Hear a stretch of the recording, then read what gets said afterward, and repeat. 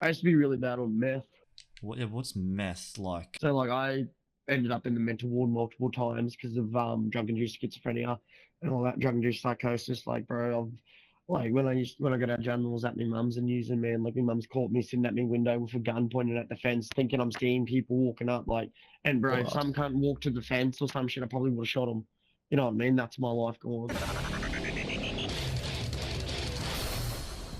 Hello and welcome back to the Game Chat podcast. Once again, always a pleasure, never a chore. Now, this is the highly requested part 2 of what it's like to go to jail. And if you're a bit confused, well, this is the only podcast in the world held inside a Call of Duty Game Chat. And because of that, we meet so many different people with very unique stories, like Zach.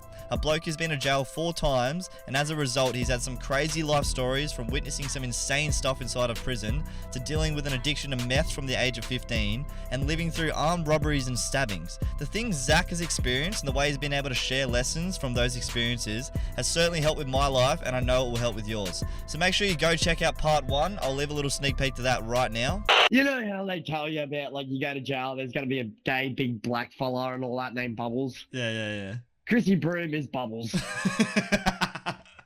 Yeah, go on. Big black tranny with the biggest tits on her. Really? But yeah, so the biggest story that used to go around, right, is like, oh yeah, Chrissy Broom, she'll offer to suck you off. And if you deny her, she'll just knock you out and suck you off. I'm like, what? Alright, we'll end on this. Obviously, you've been through a shit ton of things. You've sat down with murderers and had dinner. You've been in jail and seen bad things happen. You've had bad things happen to you, like stabbings. You've lost mates and all that crap. But what is the number one lesson you've taken out of this whole journey that you've been on throughout life so far?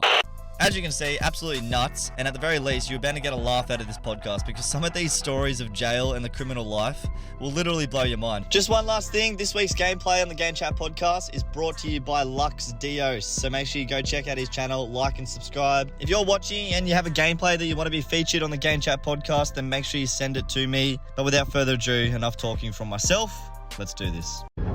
Let's do this. So when you're in jail, this fascinates me. So do you just learn to live without all the freedom and the simple things us free people can do, I guess? Like, for instance, I can go down to the pub with my mates. I can go to the park and kick a footy. Do you just learn to live without all that stuff? Yeah, literally, you do. How long does it take you to kind of adapt? First time, it took me about 4 months, 3 months to like settle in, like fully be settled and just be like, okay, I'm not going anywhere, you know? What's the hardest thing? Just like, you know, if you smoke ciggies and all that shit, you know, you don't have smokes, just like, you can't just call your missus up, you can't thing. But if I'm all honesty, bro, in all honesty, you can't get a root. You know, you can't put your dick in a chick. No way. That is the worst thing about being in jail. There you go. If anybody's listening and you're going down the wrong path, or there's any teenagers out there thinking about going down the wrong path, just think about how much you love sex and how much you'd like to have sex. And that'll change your mind. That is crazy. Yeah, like you can't get a blowjob unless you're going to do it from a bloke. And like the ones that probably are going to suck you off still aren't the best looking blokes in there. Have you ever considered being sucked off by a bloke? Has it ever been that low? It's crossed me mind. 100%. I'd be bullshitting if I said it didn't. But Oh, like, facts. If you're in there long enough, bro, and if you think that's the way your life's going, you'd be like, well, what choice do I have? Terry starts to look it's like good it's not like Yeah. I was like, oh yeah, I want to go get sucked off. I was like, would I ever be able to actually do it? It's like, yeah, jail's like the gayest non-gay place.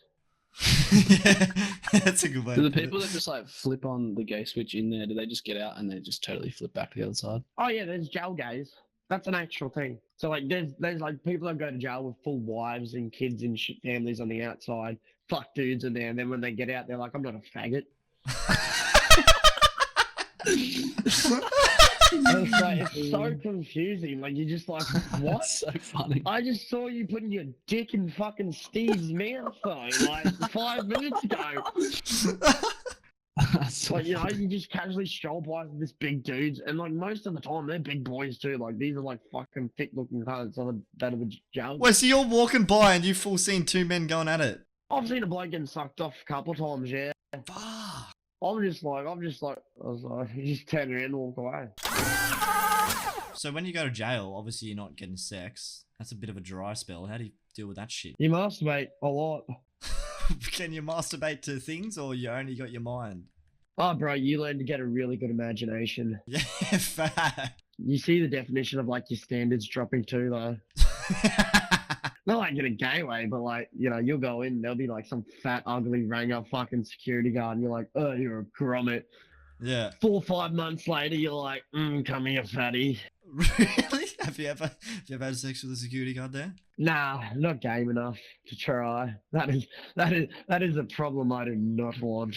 So when you're in there, like, do you see other people masturbating? Like, have you walked in on someone doing the deed? Yeah. Oh, there's a game called Bingo. what? Talk us through it. It's a really simple game, right? Yeah. You're pretty much like one bloke will masturbate and shit. Yeah. And then, you know, when he finishes or something, or like you can have a like competition, there's multiple variants of it, really. But it's like, well, as soon as you come, you got to yell out bingo. Yeah, so it's like, I don't know if it's gay. It's not really gay, but it is gay, you know. But I don't know. Man, it seems.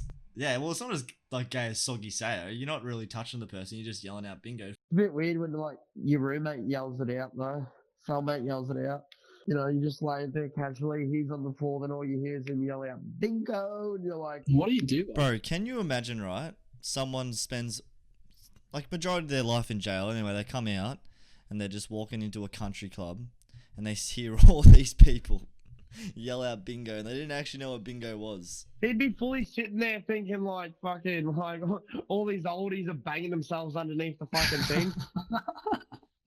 He'd probably think that, then he'd walk in and just start jerking off mid as he's walking in. He'd walk in and just scream bingo and there'd be jizz. Yeah, he'd just flop his cock out and just start doing it. I don't know if they'd get more mad because like, you know, oldies are really like, they're really about their bingo. I don't know if they'd be more mad that they got cummed in the face watch out. or that he called a false bingo. True. That is very true. Do people call false bingos in prison? Like if you're the last one still going, you're just like, fuck it, I'm just gonna tell these cunts I finished. No one's coming in to check. Look, just being completely honest with you, bro, I don't know because I don't ask them like, hey, did you actually just come? Yeah. Can you show me some evidence there, sir? Was that good for Yeah, you? like, I need to taste the saltiness. Yeah. You're Right. lacking in, just you're me check lacking your in a bit of sheets. sodium. Have you ever been caught by a guard? Oh yeah, Really? yeah. What's that like? Yeah, it's an awkward encounter. So he basically just shined the torch on your doodle. Yeah, and then just Well- walked past. Like, I'm pretty sure they would have seen it a lot though, because you get some weird blokes. Yeah, that just don't stop. Make eye contact. You get like you get some fucking dead set creatures in there. So obviously, like, you were involved in a lot of criminal activity and you kind of grew up in the life. So surely you would have been introduced to drugs and stuff. Did you become addicted to any drugs, or did they have an impact on you? Or did you kind of just stay away from them, or what happened in that sort of department of it? I used to be really bad on meth. What's meth like? Well, I don't want to up-talk it, but like, it starts off as the best thing in the world, and then it turns into the worst thing, man. Like, no loyalty.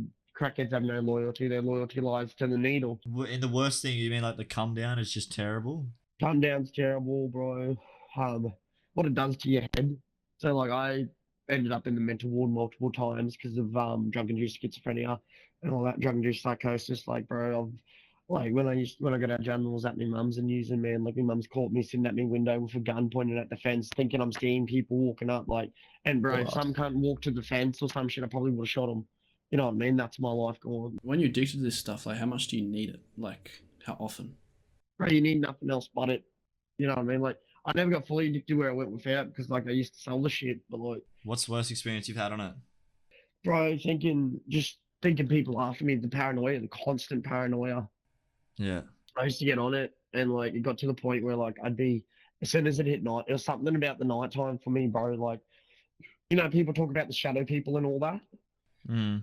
It's like, it's literally like, bro, you literally see things that aren't like, you see people like, I used to hear people's voices and they're not there. Like, I'd be walking by myself, but I could hear people fully talking in my ear, like, and they're talking about me, like plotting things to kill me and all that, thinking like, I've lost mates because of it. I fucking, just because of me going in schizophrenic, like me thinking like they're setting me up and shit and then doing something about it. Well, you've heard him. Yeah. Fuck. Yeah, bro. It was just, I don't know, bro. Like, it ruined my life. And then, yeah. How long? How many years were you on it for? I was on it since 15, Jesus, man. about 6 years. Like not the longest addiction, bro, but like enough to like like I used to smoke it. Then I started using needles and shit like that, and like it fucked me. Like it fucked me up. Like I'm still not, you know, mentally all there because of it, but we're working on it. It's so impressive that you actually are doing something about it, because I could not even begin to even imagine how hard it actually is to get off something like that. Bro, it becomes a trap, bro. Like you just become like literally just yeah, you're not even really a person anymore. You're just a junkie. You know what I mean? Mm. And then that's when the criminal activity just follows, because you're like, well, I'm not going to get a real job like this, am I? Yeah, pretty much, man. You're like, well, it's not even that. You don't want a real job. Yeah. You know what I mean? Yeah. Just So 15, trying meth. How does it even get to that point? as me older boys. Like I said, I grew up around crackheads. I grew up around trap houses and shit as a kid. And they just don't care. They'd just be like, this kid's 15. I wasn't considered like I was still a kid, but like I was still like, bro, I was doing the shit they were doing. I was punching on with men. I was fucking, Damn. Okay, so when you first did it when you were 15, what happened? bro. I felt like Superman. Literally felt like Superman. You weren't nervous at all? Nah, bro. Did you even know what it was? Did you know what it was? Yeah, like I said, bro. I grew up around it. I knew what it was and shit. Did you know it was like bad and shit? Well, like everything's technically bad, but like it's the mindset you have as a crim. Like we don't do good shit. We're not here for a long time. You know what I mean? It's the whole saying, I'm here for a good time, not a long time. You have a lack of care for your life. That's the best way to live. Were you still in school at this point? No, I dropped out year 9. So rocking up to school after a meth bender, that'd be a whole different experience. Yeah. So, Fuck that, man. I just feel like some teachers would have caught some hands that day. Yeah, you're just not mentally stable. Like you have random skits outs and shit. Like, bro, your head is a fucking unsolvable maze. Bro, my head is already like that. Like, I'm sure a lot of other boys' heads is already like that. Bro, I'm ADHD, man. Like I'm ADHD too, and like I know, but like your head's always constantly going, bro. Like, and then you've got no sleep. You've fucking eaten fuck all. Like you've eaten a banana in the last fucking 3-4 fucking days just because you can't eat. So how many times a week were you doing it from 15? Oh, I used to do it till fucking I'd pass out at one point, and then I'd fucking wake up, fucking have me a little fucking crack sleep, wake up and go again. And how are you like making money at this point? Because like, how do you live? I was doing robberies, bro. I was robbing dealers. I was selling. I was just doing what I did to get by. Like I said, I was living what people call that gangster life. Mm. Did you like? Because when I was a kid, like obviously I wanted to make videos and shit, and kind of do what I'm doing now. Did you have dreams or goals as a kid, or you just like straight into that life? I wanted to be a crim, bro. I wanted to be an outlaw. I wanted to be infamous. I wanted an underbelly made after me, man. You know what I mean? I didn't have like a plan for me fucking future. Yeah, 100%. I get what you mean. Like, so what is your advice to people out there who are wanting to make a change in their lives? It doesn't even have to be getting over drugs. Obviously, that's a very extreme case, but surely in your experiences, you would have had some strategies in order to like overcome this such difficult time. So what did you do? Got to keep wanting it. Remind yourself why you want it. Yeah. You know what I mean? Like, there's a reason why people want to change. Like, you're not going to change if you're happy, are you? Like, something's obviously happened. Like, I just got over the bullshit, man. Like, Yeah. you know what I mean? Over the constant drama, the constant needing to look behind my back. So, like, you just got to keep reminding yourself why you want to change. Surround yourself with people that are going to be, like, positive influence, man. Like, well, I suppose it's that saying is a perfect example of your life. You were surrounded by all that shit when you were younger, then that's what you turned into. bro, that saying is literally so true, though. Like, it's fucked. Like, you are who you surround yourself with, man. Like, if you're gonna, because it's the stigma, it's the mentality in the group, like, because we all want to fit in. We all want to fit in somewhere, and that's the problem. Like, everyone this day and age wants to be a little gangster, and now they're walking into it and fucking. What's your advice to those kids you see that think they're eshays, think they're gangsters? What would you say to them? You think about it, it's not gonna last long, bro. Most of them either grow out of it, otherwise you're gonna learn what the life's about. Like, it's not all partying, man. Push comes to crunch, bro. You're either going to be a little bitch and not be a real one, or you're going to fucking put yourself in a situation where you're going to make a lot of enemies that will kill you. I've still got to sleep every night knowing that cunts could, try and get me for old shit that I've done. That's what I was about to say. Like, it obviously is because you've done so much shit and you would have seen so much shit and made so many relationships or enemies. Bro, it'd be hard to get out of something like that and just go, nah, I want out. Bro, like I said, man, I've been trying for about 2 years, bro, and I'm still trying to this day. It's not something that happens overnight. Like, I'll never, like, and whether or not I'll fully be out of it ever is like another thing too, you know? And is that probably the biggest thing you regret about it?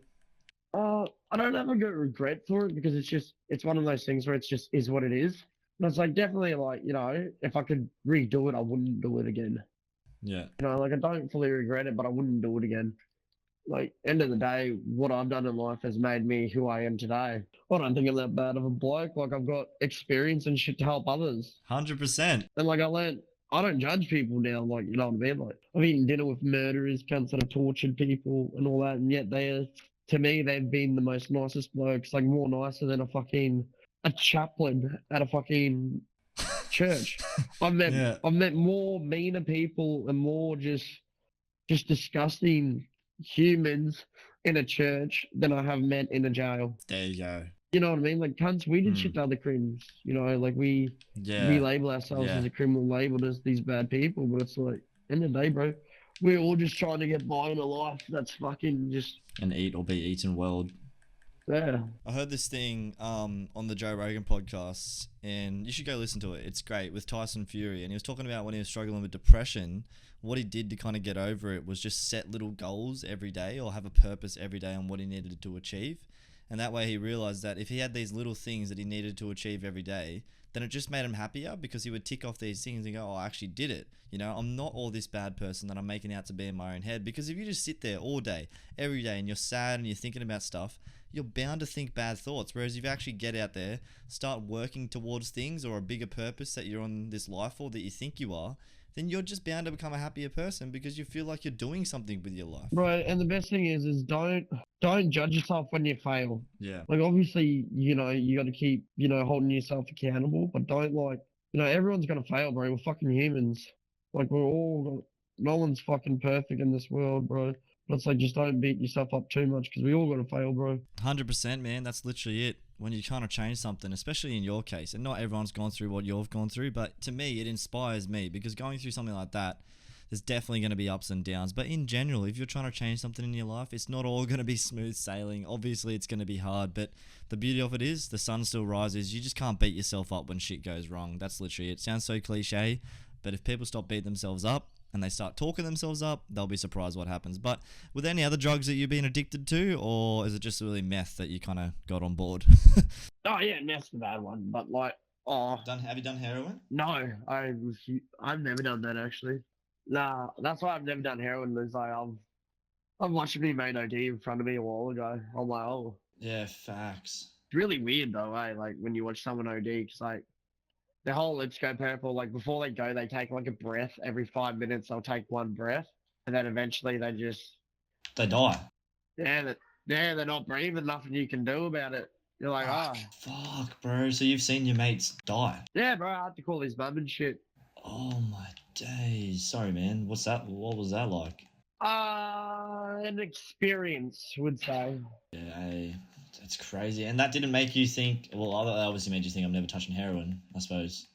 Oh no, like it's a fast life. Like it sucks, but it's like, you know, no one really expects to live for long. Yeah. Do you ever think to yourself, or you lay in bed or think to yourself, have those thoughts of like, why am I alive? Why am I the lucky one? Yeah, no, I fucking honestly, man, like I sit down and I think a fair bit. I'm like how the fuck am I still alive? Like, bro, that'd be such a weird thing to think about.